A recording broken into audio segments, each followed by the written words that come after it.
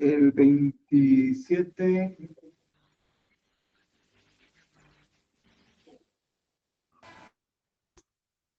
Tienen exámenes el otro día, Derecho Financiero 27, Derecho Internacional el 3. El miércoles tampoco tendríamos clases. El 3 tampoco tendríamos clases.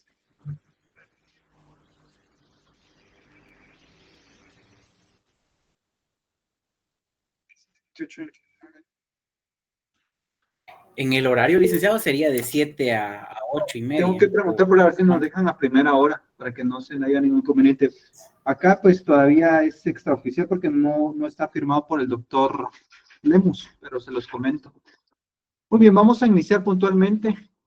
Buenas noches, mis estimados estudiantes, a cada uno por nombre. Vamos a iniciar el día de hoy, ya que nos quedan poquitas clases para poder examinarnos de parcial. Por favor, una recomendación muy importante. Vamos a estar trabajando el tema de representaciones para ciertos documentos, como el día de hoy el acta inicial para un sucesorio. Por favor, empiecen a trabajar lo que es, por lo menos, la representación, saber cómo acreditar. Miren, les pido mucha atención, repasen nuestro seminario tarea 1 y 2, el tema de representación de un menor de edad, el tema de un mandatario que representa a una persona que no puede estar presente en un sucesorio, cómo así de repente alguno de los herederos está en Estados Unidos o en cualquier otro lado de otra parte de que no sea Guatemala, y por esta circunstancia no puede o no quiere estar presente, entonces tendría que mandar un mandato, que son muy usuales en estos procesos. También en la mayoría de procesos se establece que hay menores y que tienen que ser representados. Repito, por favor, tomen nota, por eso les estoy diciendo, notaría 1 y 2, y de repente si ahí les mando un material, pero lo voy a examinar, o sea, eso sí es muy probable que lo examine, que les pida un acta inicial con representación de menor de edad, por lo menos, de un mandatario, por lo menos, y por ahí vamos a empezar con una persona declarada en interdicción, menor de edad, a mandatario e interdicción, por lo menos ahí para que empiecen a ver cómo se establece el requerimiento de estas personas en representación. Hoy vamos, pregunto si se escucha entrecortado, reporta Roberto, o se me escucha bien. Yo creo que es el internet del compañero. Usted me dice, estuve viendo mi señal para mejorar. ¿Se escucha bien, licenciado? Muy bien. Buenas noches. Buenas noches. Se escucha bien, licenciado. Ok. Gracias. ¿Y fino?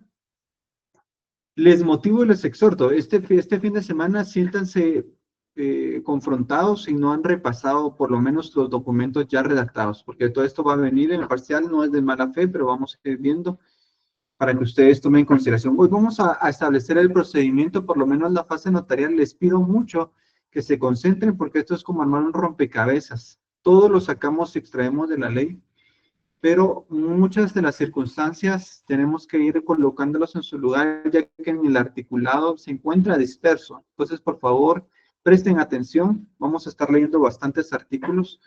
Ya vimos el procedimiento de manera general en la clase pasada.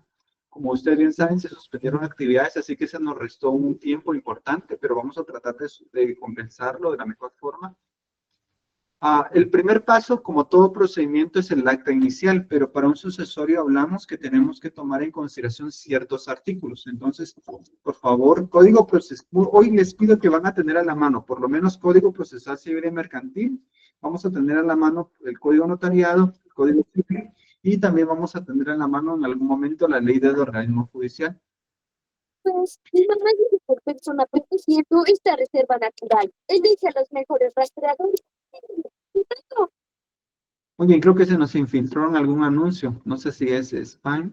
Alicia Elizabeth, pregunto. Si no es alguna, a veces me ha pasado que se filtran personas, pregunto. Si es estudiante Alicia o a Sí, veces... buenas noches. Sí, no sé qué le pasó a mi teléfono. Eso estaba verificando. Va, está bien, no es ninguna, porque sí a veces nos ha pasado que se nos filtran para hacer comerciales. Entonces, ha pasado de todo. Muy bien, entonces no la expulsamos. Sí, hubo una época en pandemia, por cierto, que sí, no sé por qué o qué circunstancia. De hecho, era en esta situación de, ¿cómo se llama la otra plataforma que también utilizamos en la universidad? está Meet y está la otra. Zoom, Link, era Zoom. Zoom. En Zoom era que teníamos ese problema, que se filtraban. No, en Zoom teníamos, no sé si tuvieron algún momento, pero ahí en Zoom se infiltraban y hasta habían cosas indebidas. Muy bien. Paso 1 en el proceso sucesorio. ¿Qué es lo primero que debemos de entender? ¿Cuál va a ser el objeto del proceso sucesorio? ¿Para qué vamos a tratar de establecer? Vamos a ver la procedencia, artículo 450. Acá está la procedencia y el objeto de este proceso. ¿Qué pretendemos a través de este proceso? Artículo 450, levantamos la manita y vamos leyendo. Veamos el objeto. Por favor, Jennifer. Buenas noches, Jennifer. Buenas noches, licenciado. Artículo 450, Decreto Ley 107, Código Procesal Civil y Mercantil.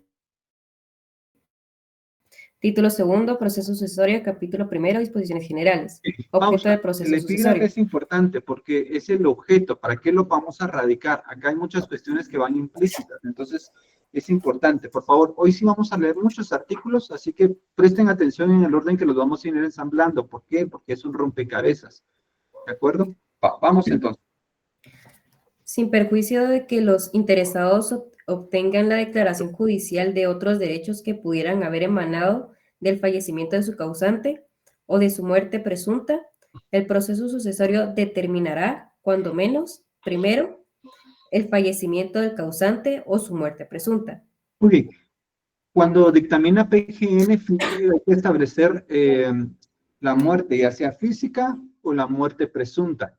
¿Y a través de qué documento se puede acreditar, Jennifer?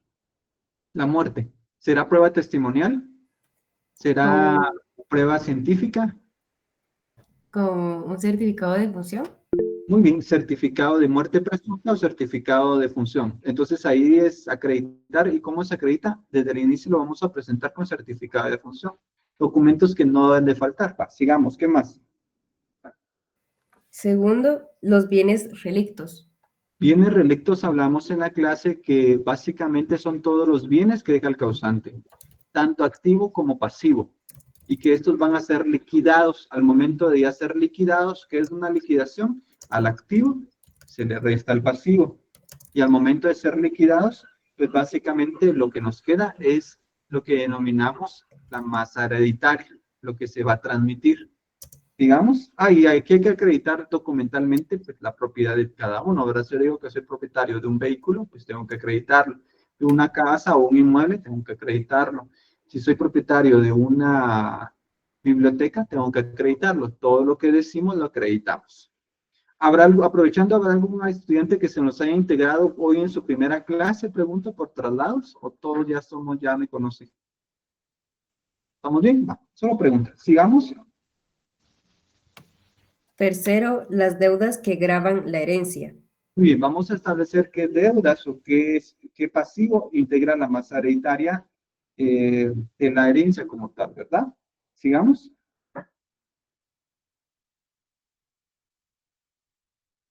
Numeral cuarto. Bueno, cuarto, los nombres de los herederos. Muy bien, vamos a establecer quiénes son los herederos, por disposición de la ley o por disposición testamentaria. Ahí hay dos disposiciones, de última voluntad en forma de testamento o lo que estipula la ley, pero hay que acreditar. Y pregunto, Jennifer, entonces, ¿qué otro documento tengo que acreditar acá? Recuerden que aquí estamos hablando de la plataforma fáctica, los hechos. Pero como profesional, ¿cómo lo debemos de acreditar? ¿Cómo comprobamos el parentesco? Con un certificado de nacimiento de Con los los herederos. certificados de nacimiento de cada uno de los herederos. ¿De acuerdo? Excelente. Sigamos. Quinto, el pago del impuesto hereditario. Muy bien, a través de acá pues vamos a liquidar el impuesto hereditario, que por cierto hay una iniciativa de ley que pretende, pues no sé si es quitar este impuesto, ahí desconozco un poquito la iniciativa. Si alguien la conoce, pues me puede ampliar, pero por ahí les comento. Y sigamos. Sexto, la partición de la herencia. La partición de la herencia pues ya es al finalizar el proceso. Son situaciones que se van a dar. Entonces todo eso se va a determinar en el proceso. Y al momento de establecer el proceso, pues lo vamos a establecer que se están las circunstancias para poder dictar la resolución final. Vamos entonces con el objeto y partimos al siguiente artículo que es ¿quiénes lo pueden radicar? Entonces ya vimos el objeto, pero ¿quiénes lo pueden radicar? ¿Qué personas están legitimadas para poder radicar? Artículo 455. Voy a permitirme un momentito con las preguntas, vayan anotando para que podamos avanzar. Y con todo gusto vamos a ir avanzando y voy a dar un tiempecito para las preguntas. Anótelas, no se preocupen. Pero para que avancemos en el hilo conductual. ¿Quién más me ayuda con la lectura? Eli, levantó la mano. Vamos, Eli. Artículo 455. Buenas noches, licenciado. Código Procesal Civil y Mercantil, Decreto Ley 107. Artículo 455. Radicación del proceso sucesorio. Pueden promover el proceso sucesorio que tengan interés en la herencia, tales como los cónyuges superstite, los herederos, el Ministerio Público, la Procuraduría General de la Nación. Cónyuge superstite. Pueden radicar el cónyuge superstite, los herederos, cualquier tipo de heredero, ya no es aquí Ministerio Público, es Procuraduría General de la Nación, ¿de acuerdo? Sí, gracias. Los legatarios, los acreedores. Pausa. Acreedores también, ¿cómo así? Posiblemente el causante tenía una deuda a mi persona. ¿Yo puedo radicar el sucesorio para poder establecer un representante de la mortual? Sí, y a través del nombramiento pues ya demandarlo para deducir responsabilidades o lo que corresponda. ¿Cómo así? Hay una deuda y había un título ejecutivo. ¿A quién demando? ¿Al causante? No, demando al administrador de la mortual. Y de ese monto, pues de la herencia o de los bienes relictos se va a deducir lo que corresponda. Pero yo como acreedor puedo radicar el sucesorio, sí, repito, llevamos cónyuge superstite, los herederos, los legatarios, cualquier, esto le llamamos los interesados, la Procuraduría General de la Nación y los acreedores. ¿Quiénes más? El albacea o por otro concepto similar. Pregunta de parcial. ¿Cuál es la diferencia entre albacea y administrador de la mortual? Yo sé que tienen las funciones que la ley estipula. La actividad es similar, ¿verdad? O es lo mismo en cierta manera, pero el nombre y la denominación, quien los nombra es la distinción. Repito, ¿cuál es la diferencia entre albacea y administrador de la mortual? Civil. Vamos, ¿cómo están con civil? Aquí vamos a dar los primeros puntos del parcial. ¿No? Licenciado, el administrador es el que lo dicta el juez, ¿verdad? Por un juez competente. Y el albacea es el que lo deja el heredero. No. La idea, pero hay que afinarla. Les voy a ayudar. Sí lo discierne el juez, el administrador de la mortual lo discierne el juez, pero lo designan la mayoría de herederos cuando es en forma intestada. Le hago la diferencia. Nos reunimos en la Junta de Herederos y designamos a Eli como administrador de la mortual, porque no hay testamento, es una forma intestada. Nosotros como mayoría decimos Eli no va a ser la representante de la masa hereditaria, o de la mortual, perdón, de la mortual.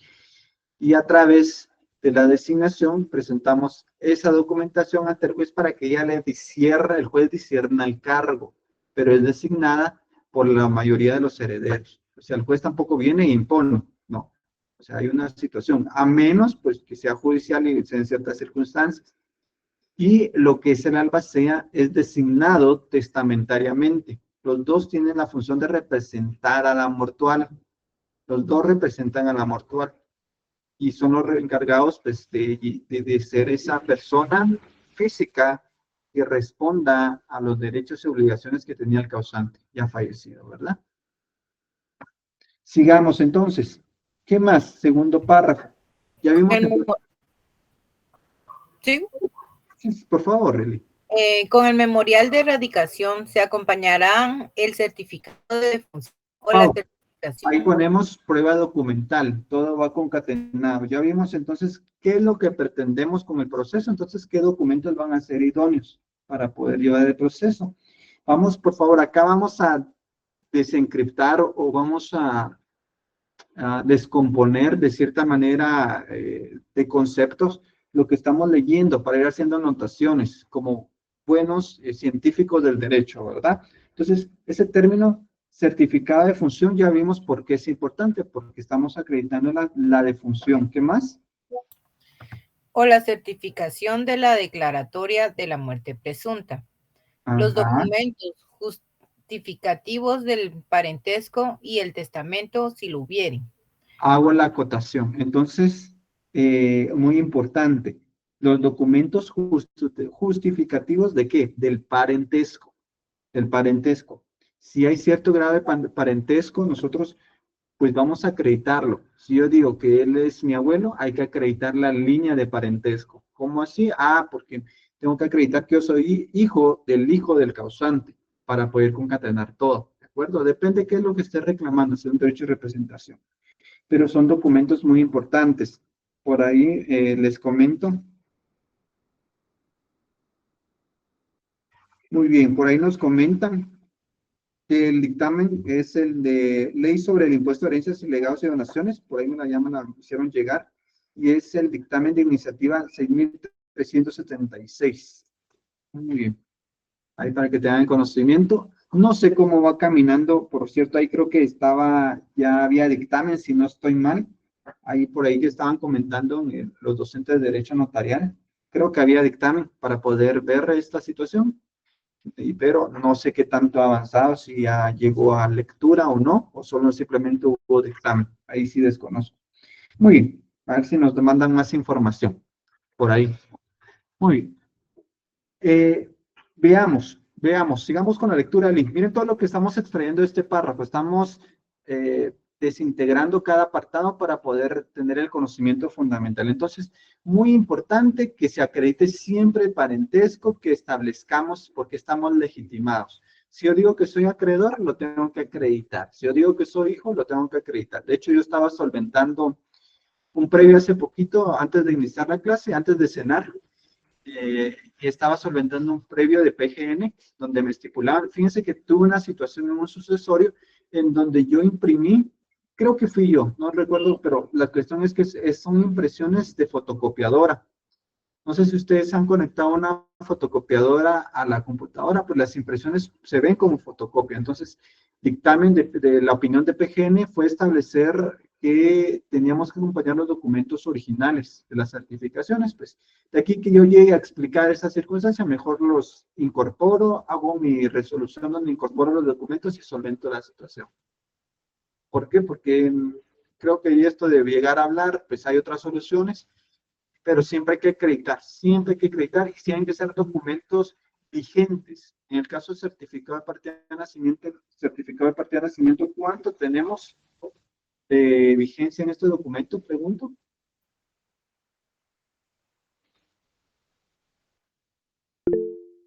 Un año, estimado licenciado. ¿Por 6 meses, licenciado? 6 meses. Si por ahí le llevan el certificado, que mi papá murió, fíjese que aquí traigo una certificación de 5 años, no nos va a servir. O sea, tal vez para poder analizar está bien, pero tenemos que incorporar siempre documentos vigentes, ¿de acuerdo? Y el primer cotejo que vamos a hacer es ver todos los documentos. No solo porque tengo una certificación y digo que soy su hijo y ya está legitimado, no, hay que ver bien que toda la información concuerde. Yo la primera cita del sucesorio sí la cobro un poco caro, por decirlo, porque lleva mucho análisis, hay que verificar todo, hay que revisar todo. Recuerdo otro sucesorio que en la defunción estaban cambiados los datos de papá. En la defunción llevan datos de papá y de mamá en el reverso o en un apartado de la certificación de defunción. Pero habían puesto donde decía papá, los datos de la mamá, donde decía mamá, los datos del papá. Entonces hay que revisar todo, fechas, datos, porque todo esto tiene que ir bien preciso. Y un expediente, un sucesorio, vieran que lo revisan todo en PGN, lo revisan bien todo. Entonces hay que tener muy cuidadosos números, fechas, datos, montos, en finanzas, todo esto hay que tener mucho cuidado. Muy bien, sigamos, último párrafo. Vamos bien hasta acá desencriptando cómo hay un término que se utiliza en el estudio de la investigación, que es como descomponer. Por ahí no se me va el término. Muy bien, terminemos de leer, por favor, Eli.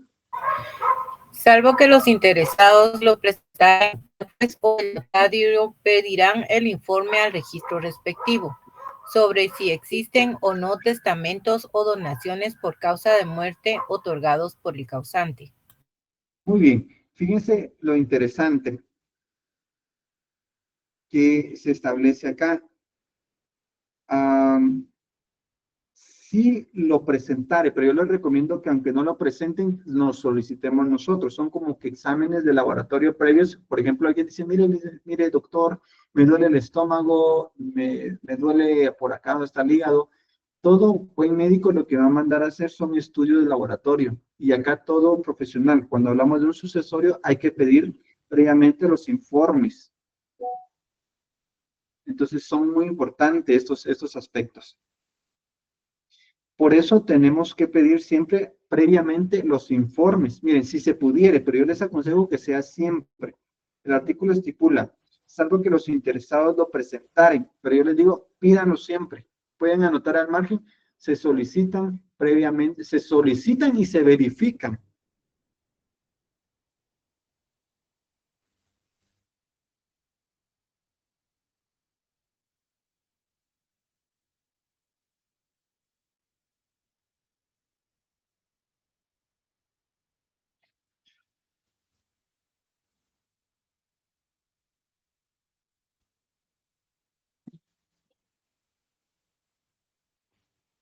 Muy bien, entonces esto debe solicitarse previamente como consejo, ¿de acuerdo? Entonces aquí estamos analizando todavía el paso número 1, ¿de acuerdo? ¿Qué más tengo que tomar en cuenta para armar este paso número 1? Artículo 478.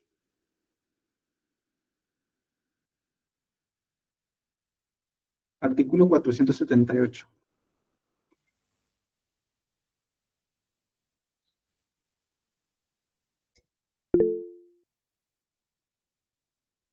Ana Pineda. Buenas noches, licenciado. El artículo 478 establece, dice presentación.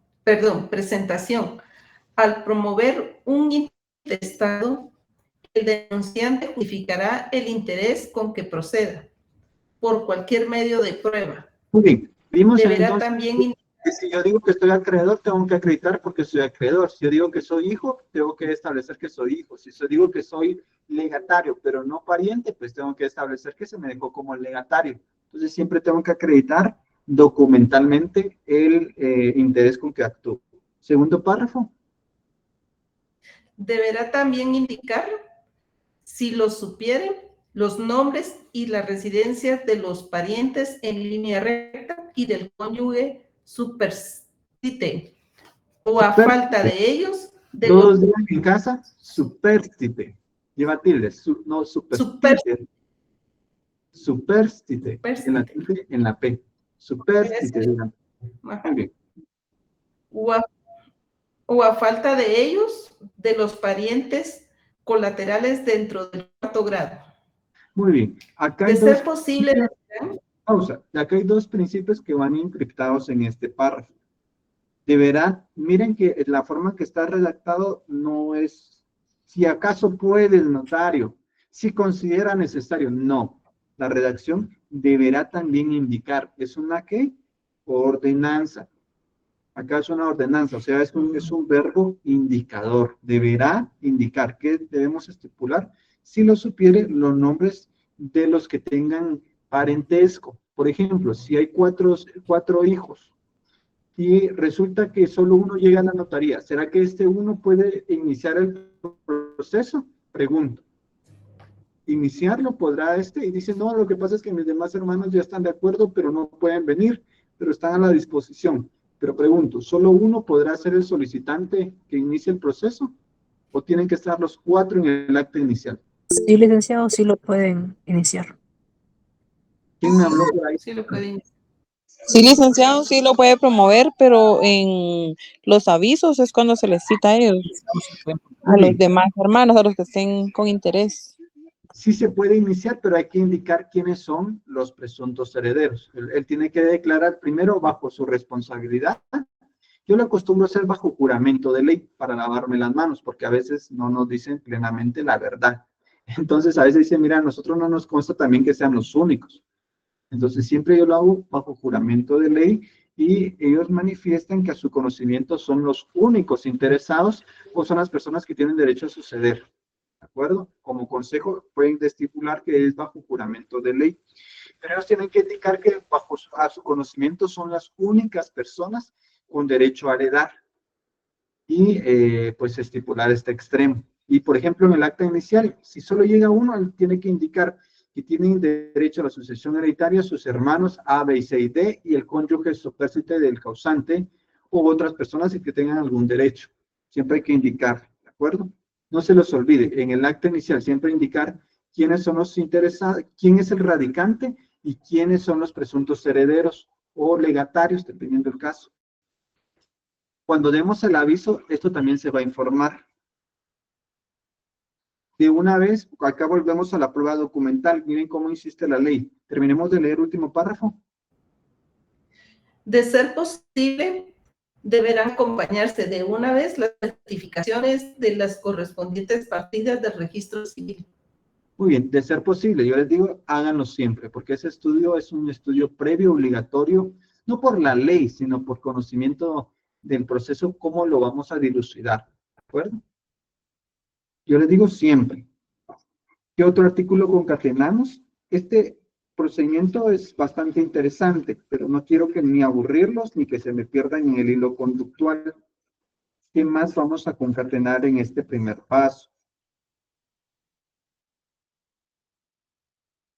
Artículo 488.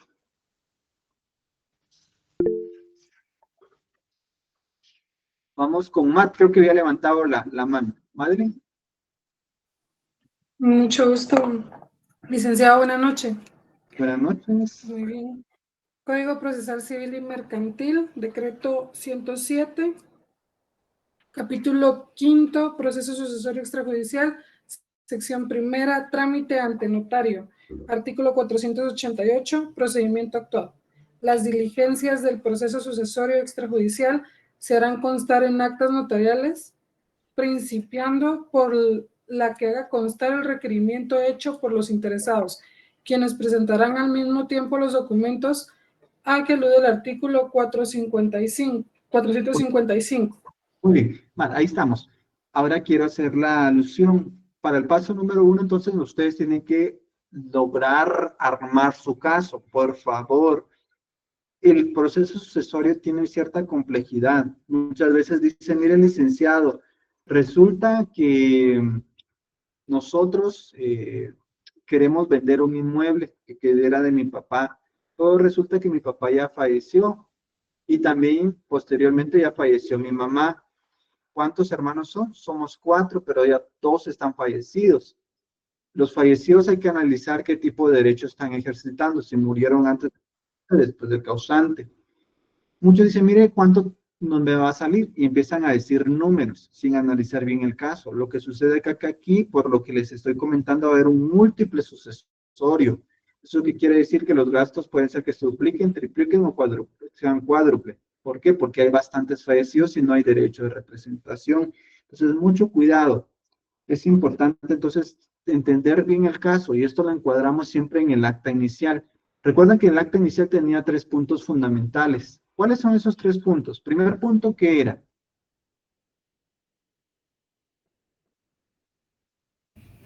Acta inicial. Sí, pero ¿qué es el punto número 1? ¿Qué es? ¿Cómo lo denominamos? El punto primero. Antecedentes. El antecedente o la procedencia, ¿verdad? Aquí vamos a decir, manifiesta el requiriente que es hijo del señor Juan Carlos Pinplata, quien nació en el municipio de Misco, el departamento de Guatemala, con fecha 6 de enero de 1955, y que falleció con fecha tal, 30 de enero del 2023, y además manifiesta que estuvo casado con cierta persona. Aquí básicamente vamos a aprender todo lo que nos dice el cliente, la procedencia, ¿verdad? Primero, que existe la persona, y recordemos que aquí hablamos de la persona inicia, según la teoría en Guatemala, la teoría ecléctica, y se reconoce la personalidad que le da esa investidura para ser sujeto de derechos y obligaciones, pues vamos concatenando todo, indicamos su nacimiento, su defunción, si tuvo hijos, si estuvo casado o nunca se casó, todo lo que es la procedencia, este antecedente. Vamos a eso sería como contar toda la historia.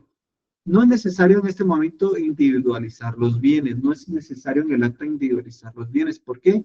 Porque al finalizar en el inventario ahí se van a cuantificar y se van a establecer e individualizar todos los bienes. Acá podría ser que sí, pero básicamente es más en cuanto a la persona y el derecho. Ese va a girar en torno a mi antecedente, la persona que es el causante, nacimiento y defunción. Ojo, que es muy básico, no se atrevan a iniciar un sucesorio o a prometer algo si de repente no hay inscrita nacimiento, certificado de nacimiento, aunque tengan la defunción. Sucede que muchos empiezan, pero se ven estancados porque no logran ubicar por la antigüedad de la partida un nacimiento y se complica bastante. Entonces, no prometan algo que no va a cumplir.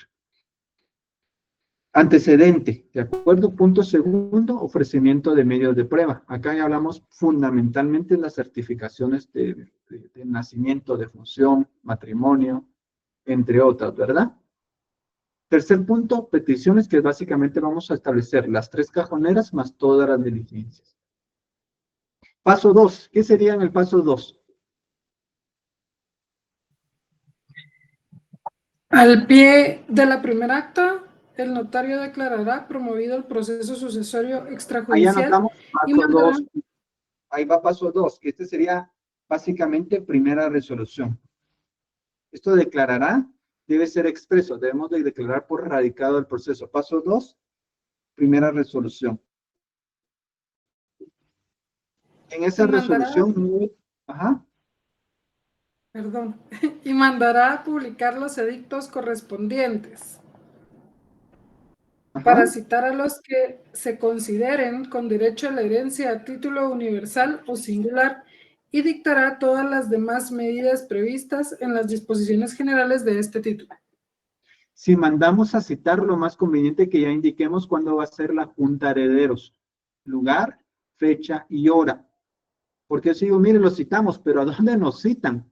No. Entonces, en la primera resolución debemos indicar el lugar, la fecha y la hora de la junta de herederos. ¿De acuerdo? Yo le digo, por ejemplo, a Gabriel y a Amado, miren, yo los cito. Y él me va a decir, mire, ¿dónde nos cita?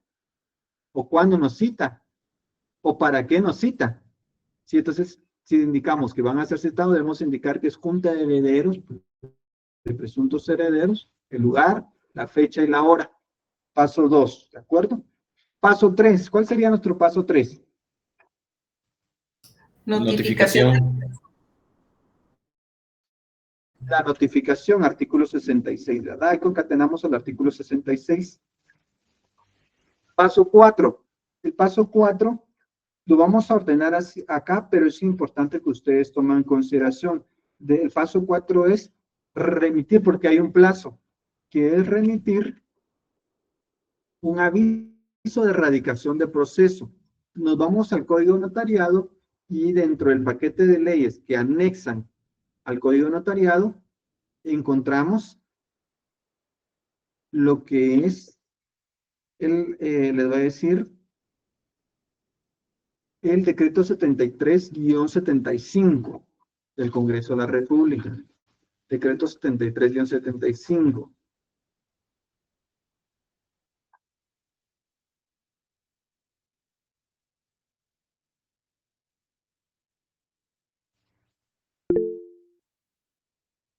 ¿Eli?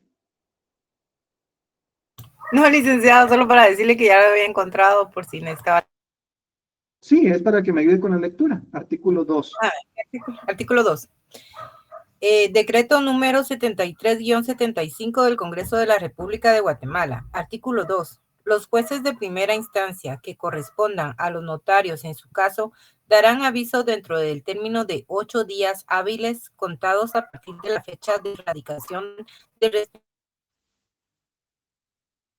procesos sucesorios de los que se tramiten en los tribunales o ante sus oficios y contendrán por lo menos los siguientes requisitos. A. fecha de radicación y nombre del solicitante. Muy bien, pausa. Acá vemos que es fecha de radicación y nombre del que solicita. Hay que distinguir quién solicita y quiénes son los herederos. ¿De acuerdo? Esto es diferente. Puede ser que uno de los herederos sea el que solicite, puede ser que sea un acreedor. ¿Qué más? B. Nombre y apellidos del No, causante. no, nombre no. No está así, Eddie.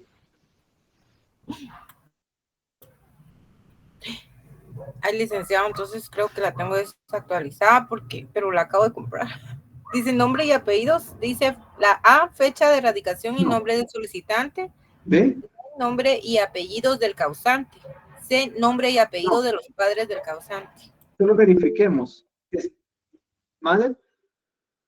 A mí me aparece igual, licenciado. Nombres y apellidos del causante. Igual, licenciado, me parece igual. No, ahí está bien, Madeline. Lo dijo Es bien. nombres. Ajá, por favor, nombres. Nombres. Licenciado, perdón.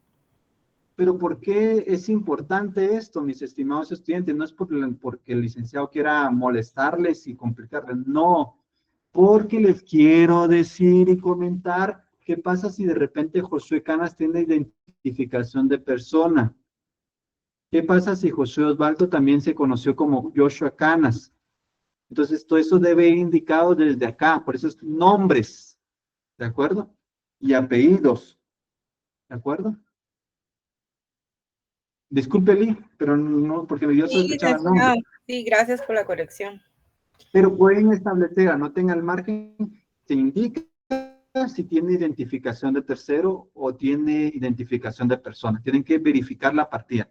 Si ustedes, por ejemplo, radican el sucesorio y lo van avanzando y no hacen ver que tiene identificación de persona, ese proceso se les va a caer, porque tiene que ir tanto en el aviso, tanto en la publicación, tanto en los documentos que se informen en el auto declaratorio de herederos, que la persona usó de manera distinta diferentes nombres. Siempre hay que ir concatenando, por favor.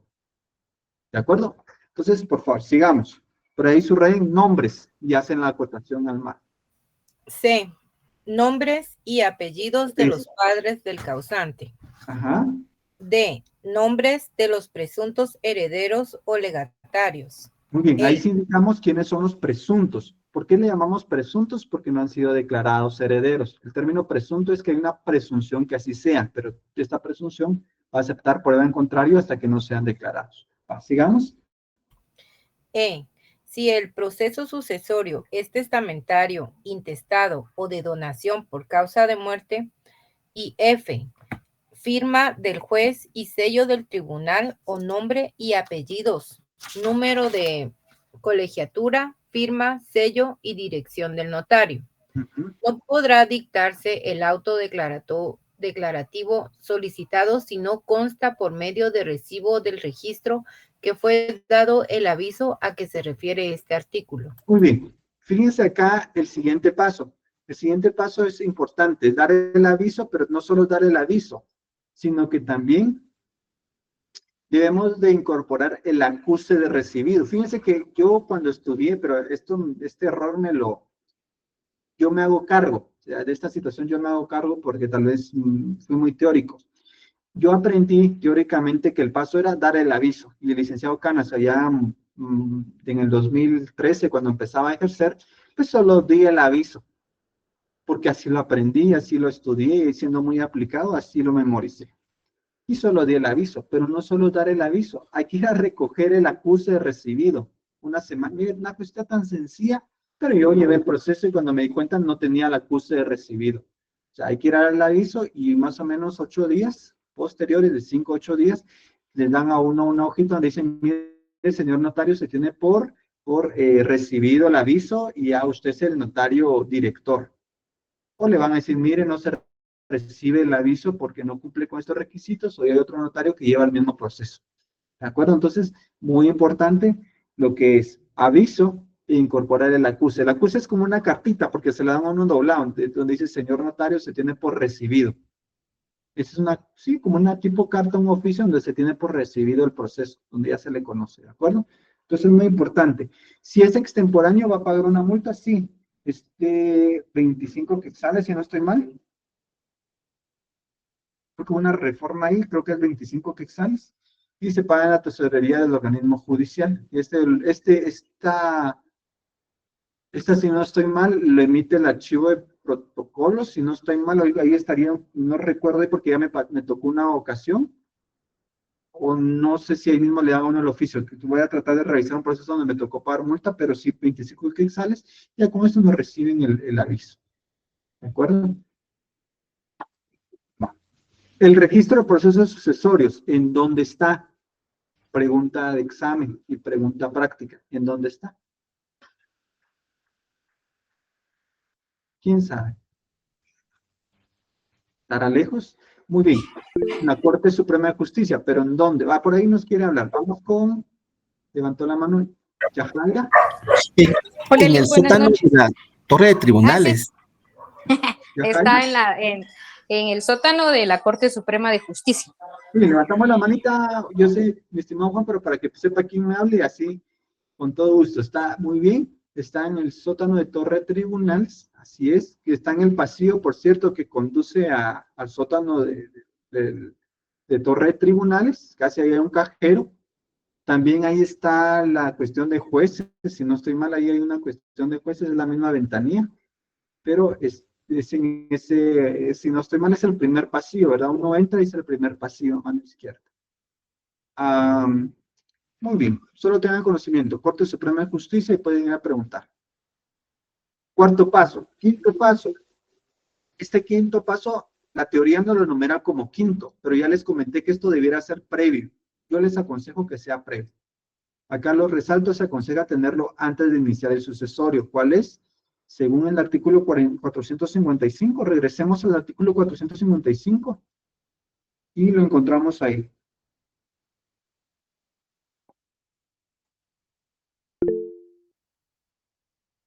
Leámoslo mal.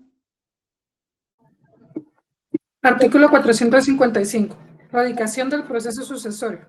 Pueden promover el proceso sucesorio los que tengan interés en la herencia, tales como el cónyuge supérstite, los herederos, el Ministerio Público, los legatarios, los acreedores, el albacea o por otro concepto similar. Con el memorial de radicación se... ¿Perdón? Último párrafo. Bueno, salvo que los interesados lo presentaren, el juez o el notario pedirán el informe del registro respectivo sobre si existen o no testamentos o donaciones por causa de muerte otorgados por el causante. Muy bien.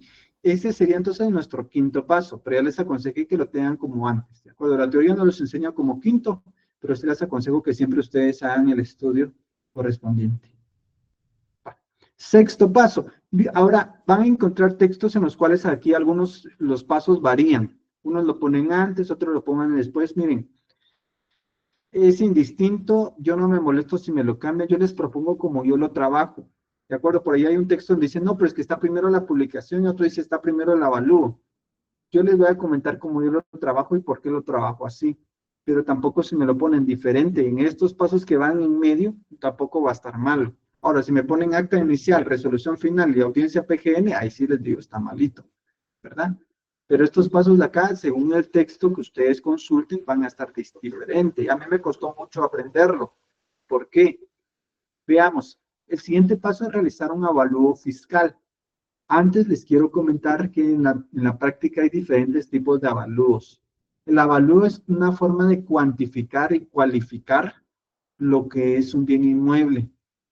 Las características que tiene, las ventajas que tiene en construcción. Y aquí hay un tipo que a veces llamamos avalúo comercial. Hay otro que llamamos avalúo fiscal. Hay otro tipo de un avalúo que es para hipotecario, un avalúo hipotecario, ¿verdad? Para establecer el valor del inmueble. Pero acá es un avalúo fiscal, lo que pretende es establecer un valor para cuestiones tributarias, para cuestiones fiscales. Y este solo lo pueden realizar evaluadores autorizados por finanzas, no es cualquier evaluador. Ah, no es que mi papá es albañil, es que mi papá es arquitecto, es ingeniero. Sí, pero si él no está autorizado para emitir este avalúo, no lo va a poder hacer, aunque él tenga el conocimiento o el expertaje. ¿De acuerdo? Veamos el fundamento legal, artículo 489, Código Procesal Civil Mercantil. Eli. Artículo 489. Avalúos. Simultáneamente con la publicación de los edictos o posteriormente a ellos. Este es el porqué algunos textos que enseñan este procedimiento, algunos juristas lo enseñan después o antes.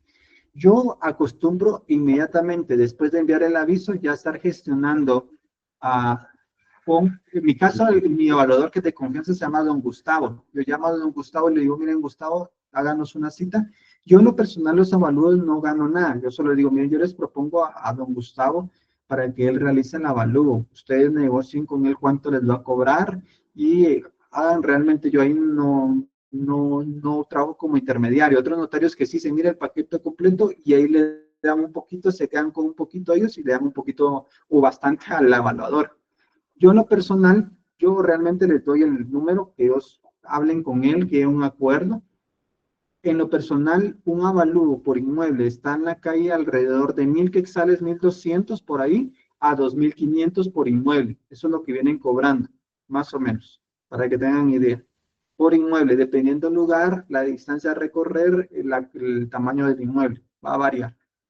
Pero el avalúo no es inmediato también, es un procedimiento. Primero él tiene que llegar a ver el inmueble, tiene que tomar fotografías, tiene que hacer un informe de acuerdo a lo que tenga una tabla de la municipalidad donde esté encontrado el inmueble para poder cuantificar el valor. Y a partir de ahí, por metro cuadrado, le asignan un valor tanto de tierra como construcción. También establecer, por ejemplo, una cuestión de notariado 5, que se le aconseja a la persona. Resulta que a veces hay un centro comercial, no centro comercial, sino que hay una tienda, hay un comercio en el inmueble. Esto ya sube el valor porque ya no es cuantificado en la tabla como vivienda, sino que ya como un comercio. Aunque sea una tiendita sencilla, aunque sea una venta de tortillas, aunque sea una chicharronería o una venta de pupusas, lo que ustedes consideren. Pero al momento que hay un comercio o exista en ese lugar ventas, el valor se va a incrementar. Entonces siempre se les recomienda a los clientes, miren, si hay algún comercio, por favor cesen. Por eso es que a veces ven que tiendas cierran, comercios cierran donde están siendo evaluados. Si hay persiana, esto cuantifica el valor. Solo el hecho de que exista persiana ya se eleva el valor. Eso sí les quiero comentar. Para que ustedes eso lo manejen. Eso sí es como les decía de notariado 5. Cuestiones ya muy prácticas que ya uno lo va aprendiendo, pero en la calle. ¿De acuerdo?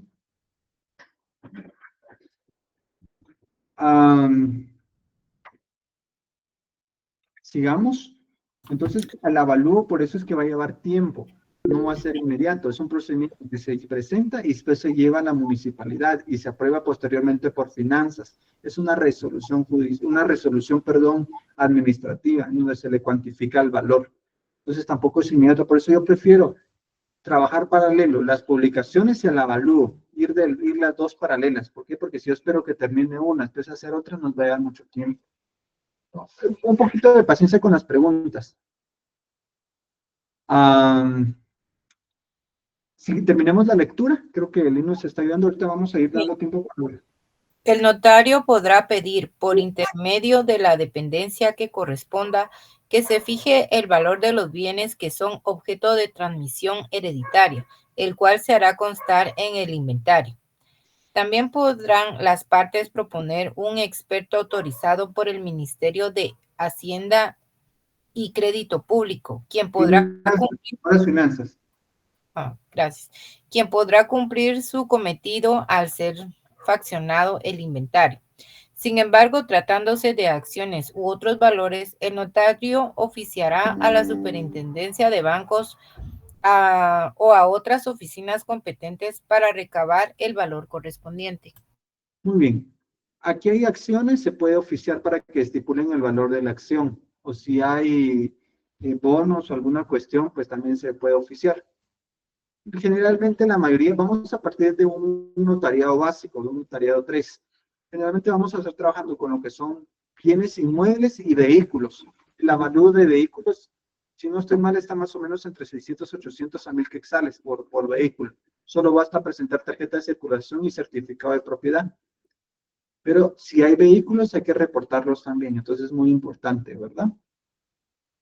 Paso 6, entonces, avalúo. Y ya les hablé que esto lleva una cadena de pasos, pero eso generalmente yo en lo personal, en mi evaluador, hace todo el trámite.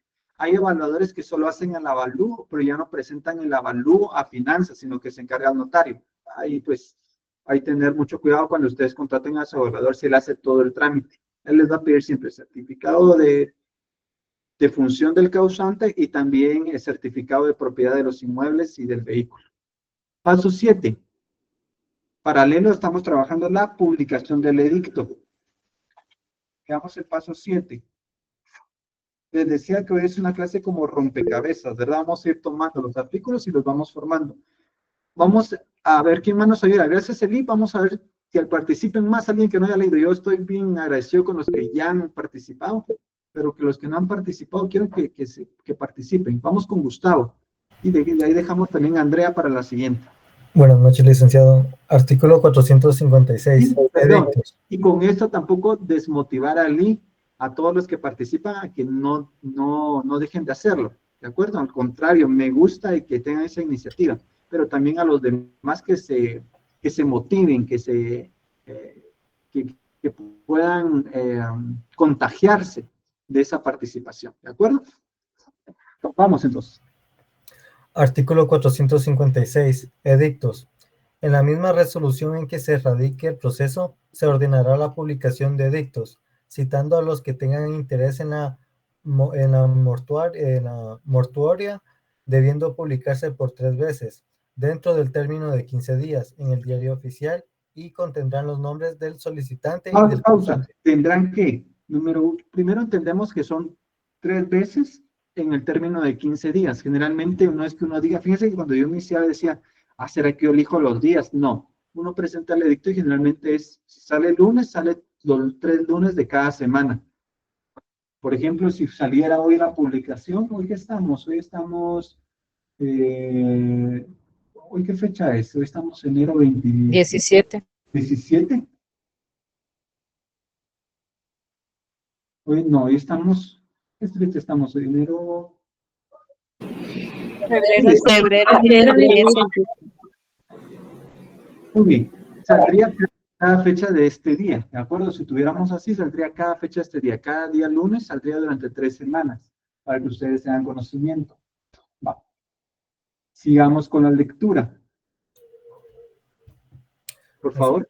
Dentro del término de 15 días, en el diario oficial, y contendrán los nombres del solicitante y del causante, el tipo y forma de proceso que se radica.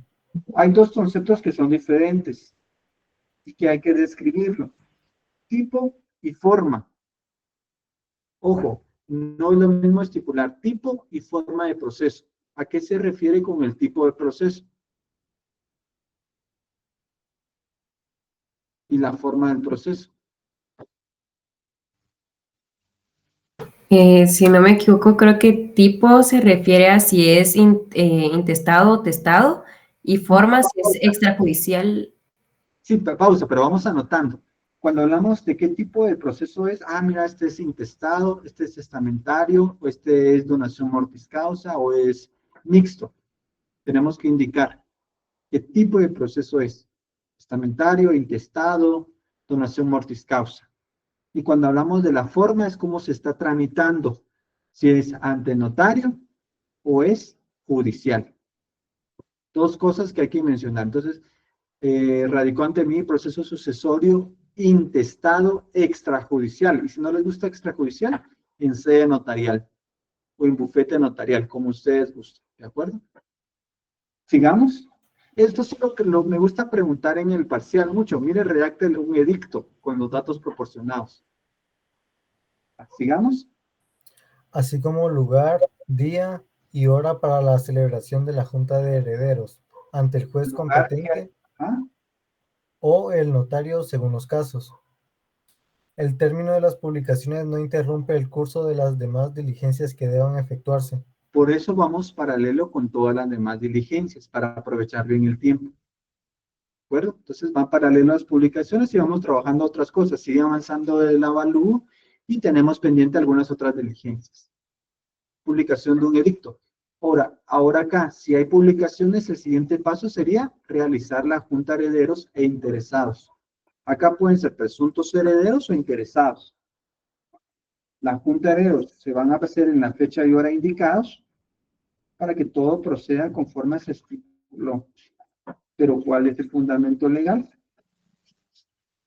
Nos vamos al artículo 491. Y Andrea va con la lectura, artículo 491. Ahorita, licenciado. Artículo 491 establece Junta de Herederos. El día y hora señalados para la Junta, el notario dará lectura al testamento. Si lo hubiere, los herederos tienen... Ajá. Pausa. Si hay testamento, en esa Junta de Herederos vamos a leer el testamento. Yo, tal vez ustedes alguna vez vieron la oportunidad, pero hay una película muy famosa de Cantinflas donde había que leer un testamento. No es que sea inmediato, pero sí generalmente nosotros acá lo que vamos a hacer es la lectura del testamento. Prácticamente es importante que nosotros acá, si hay testamento, tenemos que hacer un estudio del testamento previamente o de los testamentos que pudieran existir. Voy a tratar de explicar esto más adelante, pero a veces concursan varios testamentos en tiempo o en objeto del testamento y hay que analizar bien cuál es cada uno de ellos. Porque puede ser que haya una revocación parcial, puede ser que haya un testamento que disponga ciertas cosas, otro que lo revoque, otro que lo modifique o que excluya. ¿De acuerdo? Pero muy importante es que el testamento se lee. Esto estamos hablando de proceso testamentario. Si no, sigamos con la lectura. Los herederos y, en su caso, los legatarios expresarán si aceptan la herencia o legado y si reconocen recíprocamente sus derechos hereditarios. El cónyuge persiste podrá pedir que se haga constar lo relativo a los bienes gananciales. Andrea, diga superstite. Superstite. No, superstite. Superstite. Ahí está. Muy bien. Ahí quiero hacer la acotación. Sigamos. Por mayoría podrá decidirse sobre la forma de administrar la herencia, mientras se hace la petición. Acá se designa entonces el administrador de la mortuaria. Se designa por mayoría, lo que les explicaba, que cuando es en forma intestada se designa un administrador de la mortuaria. Miren, los que consideren con derecho, pues por mayoría. Sigamos con la lectura. Y el notario hará constar lo que quede en posesión de cada uno. La insistencia justificada de algún heredero o legatario no impedirá la celebración de la junta, pudiendo hacer constar posteriormente el notario lo que convenga a su derecho. Si los herederos y legatarios consisten, podrán asistir a la junta. Es inasistencia y la otra es hacer constar ante el notario. ¿De acuerdo? Entonces voy a ampliar un poquito acá. ¿Qué pasa si en algún momento no acude o no asiste a alguien que está llamado a heredar? Él tendría que justificar por qué no pudo estar presente y posteriormente podría hacer valer lo que en derecho corresponda. ¿De acuerdo? Si yo no asisto, tengo que justificar por qué no pude asistir, o si no se celebró la junta de herederos en el lugar y fecha indicados, hay que justificarse por qué no se pudo realizar. Todo esto lo van a verificar. En consecuencia, PGN va a analizar lo que contiene la primera resolución de lugar, fecha y hora, la publicación que se realizó en el diario oficial o en el portal electrónico que consiga la fecha, lugar y hora, y lo que consiste en la junta de herederos que se realice en ese lugar, fecha y hora. ¿De acuerdo? Y si no concuerda algo, hay que aclarar por qué. Entonces, eso tiene que tener una congruencia en redacción. Mucho cuidado, entonces. De igual forma, cuando hablamos del edicto, si el edicto en algún momento hay alguno de los causantes, tiene una identificación de persona o identificación de tercero, eso se tiene que publicar, tiene que hacerse anotar. que también el causante fue conocido con los nombres de.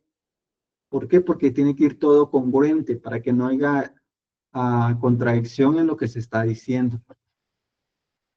Tengan mucho cuidado porque les puedo plantear un caso para el parcial donde haya una identificación del tercero, para que vayamos concatenando los dos casos que llevamos. ¿De acuerdo?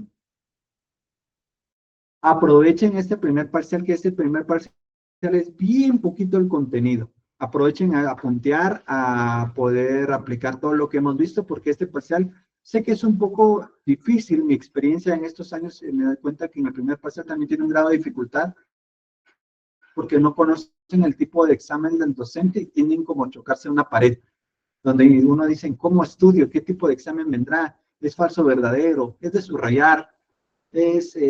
No, acá es de redactar, es de análisis, es de solucionar, ¿de acuerdo? O de repente todavía nos da tiempo y hacemos un simulacro de examen. Podría ser, pero vamos a ver cómo nos va en tiempo, ¿de acuerdo? Acá estos días es prepararnos de la mejor forma. Mi intención es que ustedes hagan lo mejor preparado en el curso. ¿Para qué tanto Dios me podía meditar? ¿Por qué tanto a veces uno dedica a esta profesión? Porque el anhelo de uno es que ustedes salgan lo mejor preparado. De repente no van a recordarse quién les dio clases o cómo se llamaron sus docentes, pues, pero lo importante es que ustedes lleven el conocimiento para poder salir adelante, ¿de acuerdo? Sigamos. Junta de herederos, ya vimos, también en la junta de herederos se puede renunciar. Acá en la etapa donde se puede renunciar en el acta. Si no es en el acta, ya tendrá que ser en escritura pública. Por ejemplo, ¿puedo yo renunciar a mi derecho hereditario? ¿Sí o no y por qué? Por ejemplo, ¿el cónyuge podrá renunciar a su derecho de gananciales? ¿El cónyuge podrá renunciar a su derecho hereditario? ¿Es lo mismo el derecho de gananciales y el derecho hereditario? Pregunto. El cónyuge tiene dos derechos, les quiero comentar. El cónyuge en un sucesorio tiene dos derechos. Tiene derecho a la liquidación del haber conyugal y de liquidación a la masa hereditaria. Estos concursan. Tiene derecho de gananciales y tiene derecho hereditario. En algunos casos conviene renunciar al derecho de gananciales y conviene reclamar el derecho hereditario. En otros casos, pues renuncian a los dos, pero hay que ser expresos, renuncia al derecho de gananciales y renuncia al derecho hereditario. Porque dicen, no, yo ya la verdad que estoy grande y que le queden mejor los bienes a mi hijo. Pero les planteo el por qué, un caso práctico, ¿les parece? Miren, para que puedan entender qué le conviene más, ustedes pueden analizar. Son cónyuges, los van a concursar acá, cónyuge supérstite, y van a concursar también lo que es un hijo. Los únicos herederos es cónyuge supérstite y hijo. Dos. La masa hereditaria, los bienes relictos, son 4 propiedades, pero 3 propiedades fueron adquiridas antes del matrimonio y una dentro del matrimonio. Y quiero comentarles otra regla. Si invocamos gananciales, excluye al derecho hereditario. Si yo reclamo derecho hereditario, excluye gananciales. No pueden concursar las dos. No, es que para que me quede todo gananciales y derecho hereditario. No. El cónyuge tiene dos derechos: a la liquidación del haber conyugal y a la sucesión hereditaria, intestada, si fuera el caso. Pregunto entonces, en este caso, si la cónyuge tiene derecho a gananciales y reclama gananciales, ¿cuánto porcentaje de los bienes tendría derecho? Repito, 4 propiedades, 3 fueron adquiridas antes del matrimonio y una dentro del matrimonio. Un notario que me quiera asesorar. Así son los casos del parcial. Vamos con Rutulio. Rutilio. Buenas noches, licenciado Rutilio. En este caso, por el bien dentro del matrimonio, el 50%, licenciado, de gananciales. Tendría el 50% de la cuarta propiedad. ¿Y de los otros 3 bienes tendría derecho? Si fuese el caso, pues si reclamara el derecho hereditario. Pero si ahorita la pregunta es, yo soy su cliente, si yo acepto gananciales, Recuerden que gananciales excluye derechos hereditarios. Pregunto, si yo reclamo derecho de gananciales, ¿tendré derecho a las otras 3 propiedades? No, licenciado, porque está reclamando derecho de gananciales. En ese sentido, pues, si como un bien fue constituido dentro del matrimonio, ese es el que aplicaría como tal, Muy bien. según mi entendido. Excelente. Ahora, si ella reclama derecho hereditario, ¿cuánto tendría derecho? Pues ahí, en ese caso, pues se tendría que dividir en tantas partes que existan los herederos y pues No solo ahí hablamos que en este caso sería el cónyuge y sería el hijo. ¿Cuánto sería entonces para la cónyuge? pues ahí pienso que como están reclamando nada más ellos dos, la mitad, pienso. Para el 50%, ¿de acuerdo? El 50% de la masa hereditaria. Ahora, el cliente le dice, mire, licenciado Rutilio, fíjese que yo no quiero nada. La verdad es que ya estoy grande. Le quiero dejar que todo quede a mi hijo. ¿Y cuál es la diferencia de hacerlo ahorita? Porque la renuncia no genera pago de impuestos. Más adelante, si quedan los dos como condueños, después ya pasaron a enajenar sus derechos y van a tener que pagar no solo el impuesto hereditario, sino que más adelante una escritura de enajenación. Entonces, este sería un momento idóneo para poder hacerlo. Claro, si ella lo quiere conveniente, nosotros solo asesoramos lo que ella quiera o el cliente quiera. Pregunto, entonces, ¿qué tendría que hacer si ella no quiere saber nada de la herencia? Pues obviamente darme a conocer como tal de que renuncia a la herencia para no tener ciertos cargos Yo tributarios. renuncio al derecho hereditario, ¿así quedaría entonces en el acta únicamente?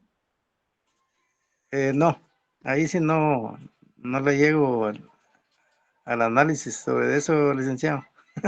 Muy bien. Gloria, aquí vamos armándolo porque para que vayan adquiriendo práctica. Estimado licenciado, ¿se queda con una donación entre vivos? No, porque la donación entre vivos nos va a generar impuestos. Lo que yo quiero es que ahorita digan, yo no quiero nada. En ese momento en la Junta de Herederos yo no quiero nada, pero ¿cómo lo traducimos en escritura?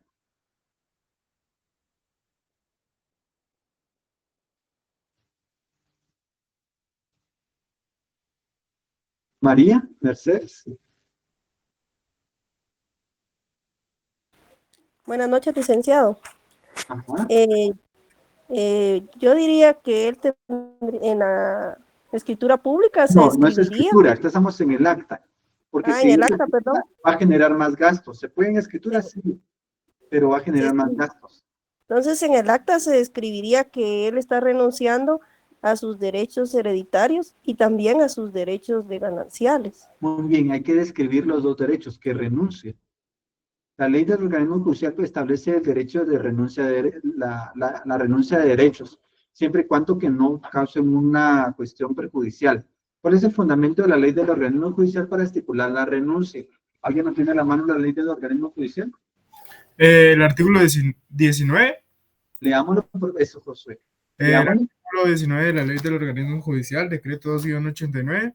Artículo 19, renuncia de derechos. Se puede renunciar a los derechos otorgados por la ley, siempre que tal renuncia no sea contraria al interés social, al orden público o perjudicial a tercero, ni esté prohibido por otras leyes. Siguiente caso, notariado 5. Veamos, Josué, no se me vaya. Yo vengo y le cedo el derecho a mi hijo. Somos solo dos. ¿Cuál es la diferencia entre ceder derecho y entre la otra opción de decir, mi hijo, yo no quiero nada y de todos modos le va a quedar a mi hijo, renuncio? ¿Cuál creen que es la diferencia entre ceder un derecho y renunciar al derecho?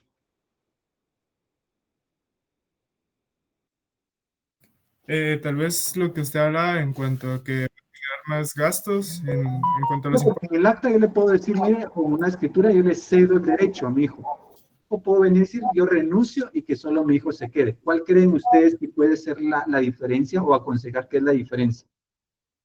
Para no se me vaya Josué, también quiere participar Gabriel. Bueno, yo inferiría que en una el interesado se desentiende del derecho, mientras que en el otro hace consignar específicamente a quién se lo quiere Muy bien, ceder. eso es una muy buena causal. ¿Algo más? Repito, yo renuncio, ya miren allá qué hacen, yo me desentiendo, si hay más o menos, yo ya no tengo nada que ver, ¿verdad? En cambio, si yo digo cedo, directamente sé para quién es. Habla otra incidencia importante. Ashley, miren lo bonito de notariado. Yo con esto ya quiero despertarles a ustedes el amor a notariado.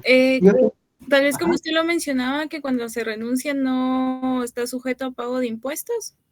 Ajá, también la cesión sí pagaría impuestos.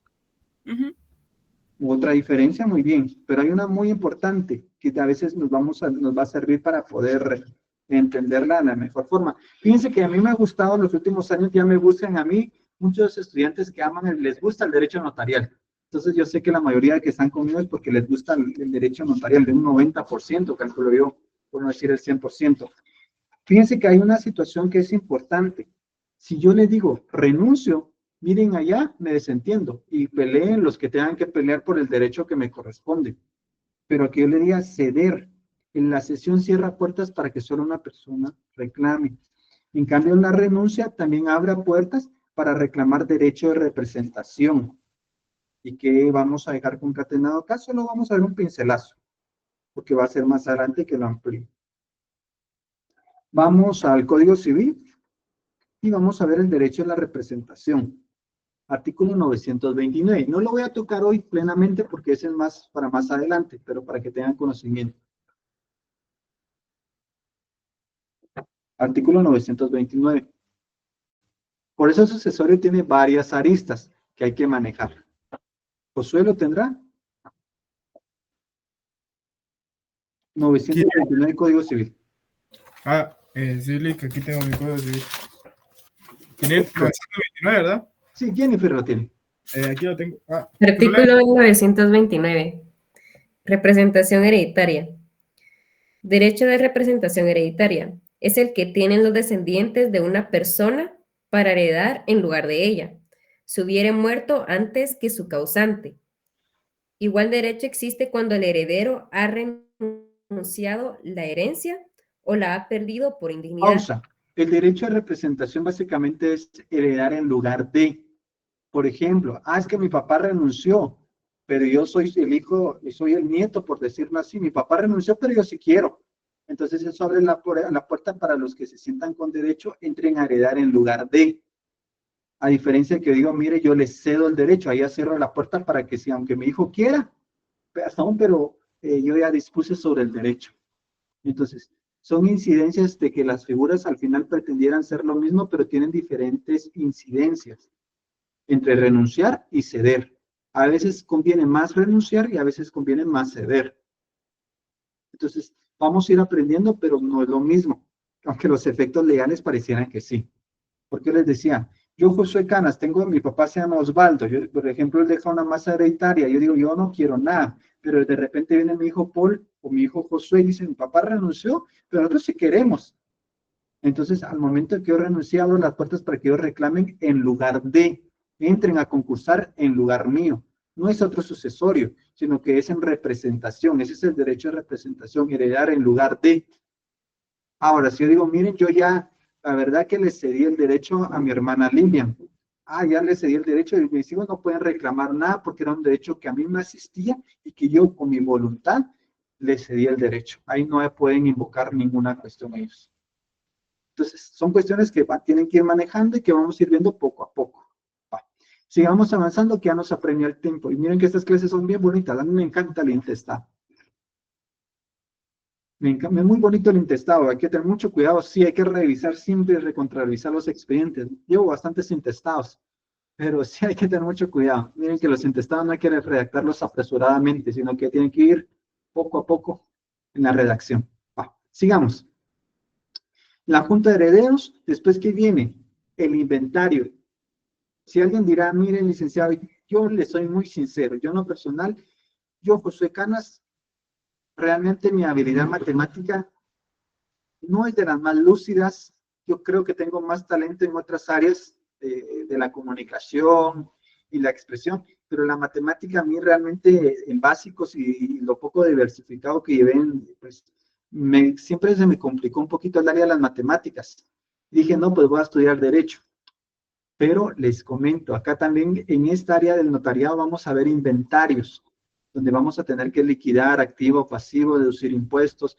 Gracias a ellos pues iba aprendiendo las fórmulas y tal vez no es una matemática avanzada, pero quiero ser muy sincero que me topo siempre en los salones estudiantiles, que a los estudiantes les cuesta mucho la matemática. Hay reglas tan fundamentales de impuestos como decir, miren, paga el 2 por millar en impuestos. Por ejemplo, ese es algo básico. Y yo les digo, miren, si la cantidad es 10,000, que ya vean todos a la cámara, si la cantidad son 10,000 quetzales y la regla de impuesto del timbre notarial es 2 por millar, ¿cuánto paga de impuesto? 10,000 quetzales y la regla es 2 por millar, ¿cuánto paga de impuesto? Y algunos llevan, yo les dejo llevar calculadora, no digitales, pero sí las análogas, pero llevan unas graficadoras hasta de todo y aún así me ponen erróneo, de esas que hacen ecuaciones y lo ponen erróneo y empiezan a hacer, y empiezan a ver, pero pregunto, si son 10,000 quetzales y las reglas del 2 por millar, ¿cuánto pagarían de impuesto? 20 quetzales. Miren, algunos me ponen 200, 2,000 quetzales, no, es 2 por millar, ¿qué es la regla? Así como dijo Reina, es 2 unidades por cada 1,000. ¿Cuántas unidades de 1,000 tengo acá en 10,000 quetzales? Hasta se los hago con los dedos y aún así me ponen mal. 10 por 2, ¿cuánto es? 20.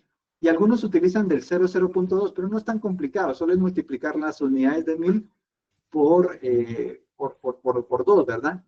Si, por ejemplo, fueran 5,000 quetzales, eso nos va a servir más adelante. ¿Cuánto pagaríamos de timbre notarial? 5,000.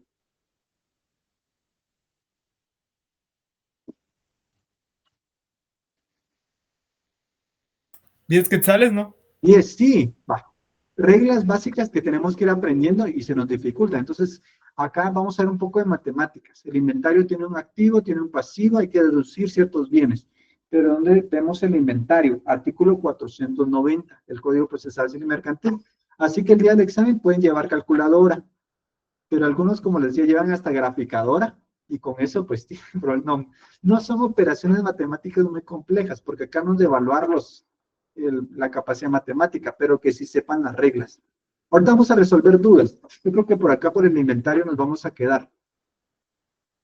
Por el inventario nos faltaría la audiencia PGN y resolución final. Por ahí creo que nos vamos a ir quedando. ¿Lo tiene Rosita? Artículo 490. Sí, artículo 490, inventario. El notario faccionará el inventario del patrimonio hereditario, cuidando de especificar detalladamente los bienes, derechos y acciones que constituyen el activo, con su valor actual y el pasivo, formando las obligaciones, gastos deducibles y las costas que gravan la herencia. También indicará lo relativo a los bienes gananciales y litigiosos. Adjuntará al expediente el inventario, los documentos que justifiquen el pasivo y los que determinen la calidad de los bienes. Muy bien, hago la acotación. Adjuntará al expediente. ¿Qué debemos de agregar después del acta de inventario? Todo lo que acredite el pasivo. Si, por ejemplo, yo digo, Josué Canas está cobrando 10,000 de honorarios, ¿qué debemos de adjuntar entonces para acreditar el pasivo? Eso baja el pago de impuestos. ¿Pero qué debe adjuntar entonces? Si el notario está cobrando 4,000 de honorarios, ¿qué debe adjuntar?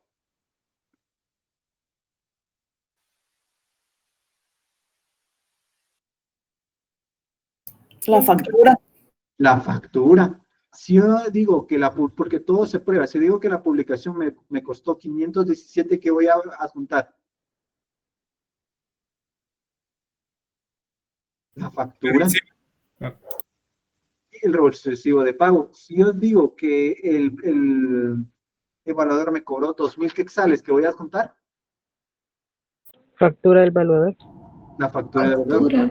Si yo digo acá que soy propietario de 5 inmuebles, ¿qué voy a agregar? La factura. No, la factura no. Bueno, a menos que sea por los certificados. Los certificados del registro de la propiedad. Certificados del registro de la propiedad. Si yo digo que soy propietario de un vehículo, ¿qué debo de agregar? El título de propiedad. El título de propiedad. El título de propiedad. Así es. Entonces, todos estos bienes que se acreditan y se establecen, debemos de probar y acreditar tal extremo, ¿de acuerdo? Es importante. Todo lo que decimos, pues debe de acreditarse.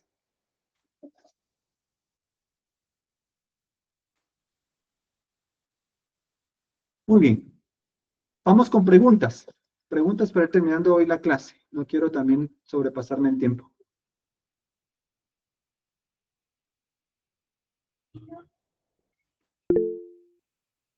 Gabriel. Licenciado, yo tenía una duda respecto a la junta de herederos, respecto a cuando se realiza los votos para designar un administrador de la mortual.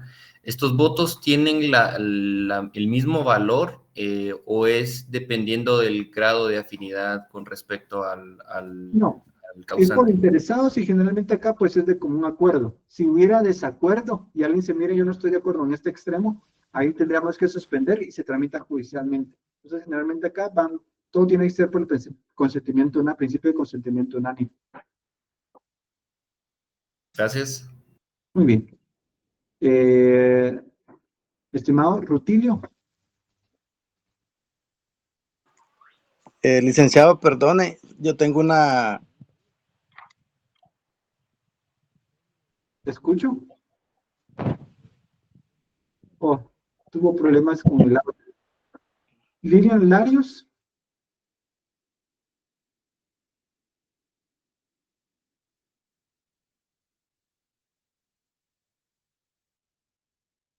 Tuve yo el problema. ¿Se me escucha? Tu Sí, audio, licenciado. compañero. Sí, licenciado. Muy bien, Lilian. Buenas noches, licenciado. Disculpe, ¿me escucha? Sí, le escucho. Sí. La donación entre vivos y el intestado, ¿llevan los mismos pasos? No. La donación mortis causa, sí. La donación entre vivos es una escritura pública, es un contrato. Se encuentra regulado en el Código Civil en los contratos, de los contratos en el apartado de contratos específicamente. Ahora, la donación mortis causa sí lleva los mismos pasos y se regula con los mismos lineamientos de un testamento. Pero hay que saber distinguir qué tipo de donación es, ¿verdad? Donación entre vivos y donación mortis causa. O donación por causa de muerte. Gracias, licenciado. Muy bien. Rutilio, probemos otra vez, creo que levantó la mano. Sí, licenciado, buenas Yo sí noches. le escucho. Amba. Fíjese que tengo una duda en razón al proceso sucesorio testamentario, en razón a la Junta de Herederos, en cuanto a que estos se encuentran en Estados Unidos y no hayan dejado un mandatario especial acá en Guatemala, un ejemplo.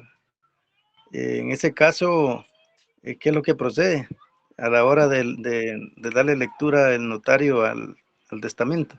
No, tienen que mandar antes uno tiene que gestionar para que logren mandar un mandato y inscribir un representante legal, o si no, habría que declarar a los ausentes y nombrar representante legal. Esto todavía lo vamos a ver un poquito más adelante, así que no lo quiero complicar todavía, para que no sientan tan complejo. Vamos a ir. Va, muchas gracias. Pero no se preocupen, los vamos a ir desenvolviendo. Para ya el segundo parcial, ahí vamos entrando estos casitos. Jennifer. Silencio, es que solo tenía una duda, los tipos del proceso pueden ser testamentario, intestado, donación por causa de muerte, pero creo que hay un último. Mixto. Mixto, ok, gracias. O sea que puede ser parte testamentaria y parte intestada, o parte testamentaria y parte de donación causa de muerte, que ha dejado bienes por distintos títulos. Ajá. Gracias. María Mercedes. Sí, licenciado. Fíjese que yo tengo una duda con lo que estaba explicando del avalúo fiscal, cuando mencionaba lo del evaluador, que llegaba y tomaba fotos y todo en la propiedad, y dijo usted que si había un comercio, aunque sea pequeño, tenían que cerrar, pero lo que no entendí es si se cierra definitivamente o solo lo cierran por ese día. Temporalmente en esa época, claro, si hay una persiana, pues difícilmente quitarla, ¿verdad? La cuestión es que la enseñanza es que si va a haber algún tipo de comercio en un lugar, va a subir la plusvalía del inmueble, eso sí, seguro. Gracias, Lick. Muy bien, vamos con Douglas. Hola, licenciado, buenas noches. Mi duda recae respecto a lo que usted comentaba en los presuntos herederos de aquellas personas que los verdaderos presuntos herederos, no sé cómo explicarme. Por ejemplo, que los hermanos, uno de los hermanos haya muerto y que queden los sobrinos de los que pueden ser presuntos herederos. ¿Ellos todavía tienen derecho o no tienen derecho? Habría que ver si murió antes. Esa es la pregunta precisamente, si murió antes de la persona que deja la masa hereditaria. Ajá, o si muere después. O si muere después. Me imagino que si mueren después, bueno, si mueren después de que haya muerto la persona que deja la masa hereditaria, sí tienen derecho. No tiene derecho. Ahí hay que, bueno, tendrían derecho, pero habría que declarar heredero primero digamos, al que tiene derecho. Al fallecido. Ajá, y después esto reclaman. Hay que haber un múltiple sucesorio. Ahora, si falleció antes que el causante, entonces sí tienen derecho. Ellos ya entran directamente a heredar en lugar de, por derecho de representación. Ahorita lo empezamos a ver, pero a esos principios lo que leímos. Muy bien, muchas gracias. Hugo Otuk, perdón. Buenas noches, licenciado. Una duda acerca del lugar donde se tiene que hacer el inicio del proceso sucesorio.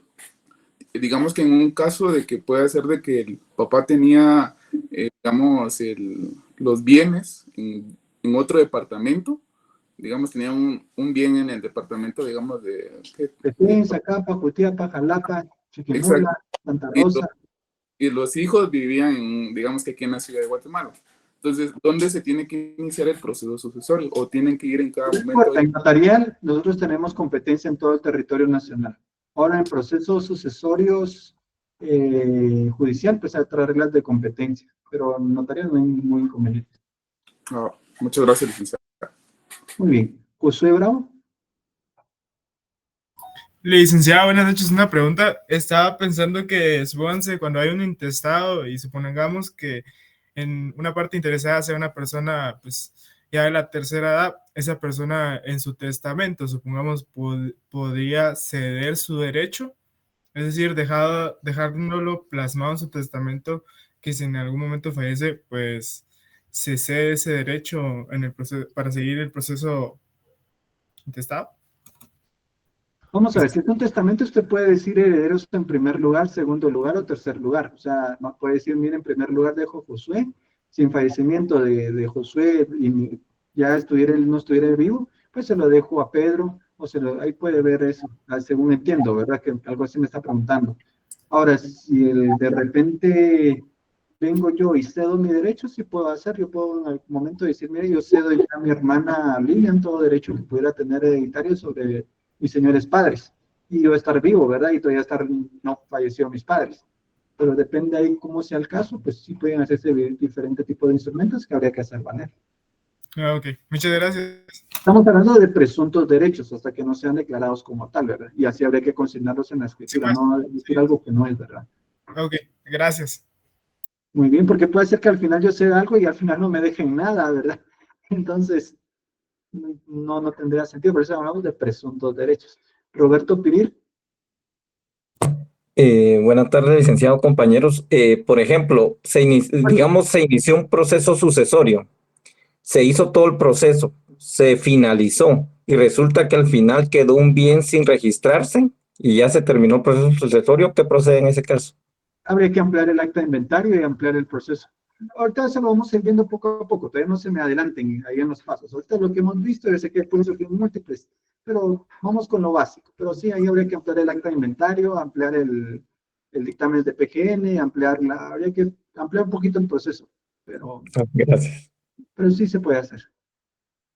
Muy bien, vamos a concluir acá, mis estimados estudiantes, para no desvelar mucho a los que salen a trabajar, también aprendido a ser respetuoso. Continuamos el día miércoles. Miren, este tema es bien bonito, no se lo pierdan. No se lo pierdan. Gracias, licenciado.